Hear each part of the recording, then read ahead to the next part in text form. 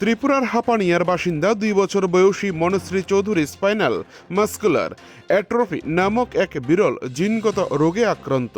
তার চিকিৎসার জন্য প্রয়োজন প্রায় 18 কোটি টাকা, যা জোগাড় করা তার পরিবারের পক্ষে সম্পূর্ণ অসম্ভব।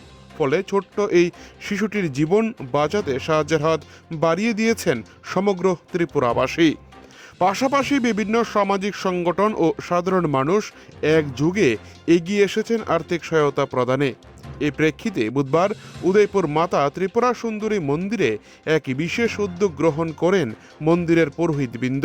ছোট্ট মনশ্রীর দ্রুত সুস্থতা কামনায় মাতা সুন্দরী মায়ের চরণে পূজা ও যজ্ঞের আয়োজন করা হয়। ভক্তিভরে মন্ত্র উচ্চারণের মাধ্যমে তার আরোগ্য কামনা করে প্রার্থনা জানান পুরোহিতরা। এই প্রসঙ্গে মন্দিরের পুরোহিত চন্দন চক্রবর্তী জানান, ছোট্ট এই মেয়েটির সুস্থতার জন্য আমরা মাতা ত্রিপুরা সুন্দরী মায়ের কাছে প্রার্থনা করছি। মায়ের কৃপায় যেন সে দ্রুত আরোগ্য লাভ করে এবং স্বাভাবিক জীবনে ফিরে আসতে পারে, এই কামনাই আমাদের সকলের। তিনি আরও বলেন, এই ধরনের সংকটময় সময়ে সমাজের সকল স্তরের মানুষের এগিয়ে আসা অত্যন্ত গুরুত্বপূর্ণ। মানবিকতার এই উদ্যোগই একদিন মনশ্রীর জীবনে নতুন আশার আলো নিয়ে আসবে বলেও তিনি আশাবাদী ব্যক্ত করেন। উল্লেখ্য, ইতিমধ্যেই মনশ্রী চিকিৎসার জন্য বিভিন্ন মাধ্যমে তহবিল সংগ্রহ শুরু হয়েছে।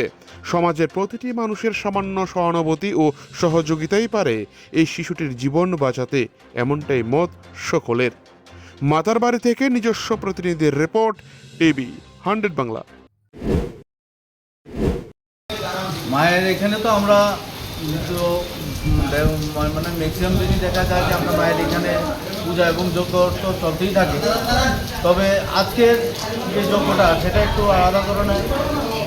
আমাদের যে শিশুকন্যা মনশ্রী, ওর যে এই অস্বাভাবিক একটা মানে রোগে আক্রান্ত, সেটার থেকে এই রোগের থেকে মুক্তি পাওয়ার জন্য আমরা মায়ের কাছে আজকে পূজা এবং যজ্ঞের আয়োজন করছি, যাতে মা এই ছোট্ট মাকে আমরা ত্রিপুরাবাসী এবং ভারতবাসী সবার কাছে যাতে ওকে ফিরিয়ে দেয়, সুস্থ এবং স্বাভাবিক জীবনযাপন করতে পারে, সেটার প্রার্থনা রেখে আমরা মা করুণাময়ী মা এবং কৃপাময়ী মার কাছে আজকে প্রার্থনা রাখছি যে মা যাতে আমাদের এই ছোট্ট অনুষ্ঠিকে যাতে আমাদের হাতে সুস্থ এবং স্বাভাবিক জীবনযাপনে ফিরিয়ে দেয়।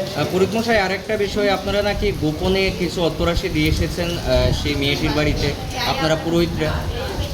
দেখো, দান গোপনই হয়, দান কোনো সময় এরকমভাবে করলে সেটা কোনো ফল নেই। যেহেতু কী করা হয়েছে না করা হয়েছে সেটা এই জায়গাতেই থাকে।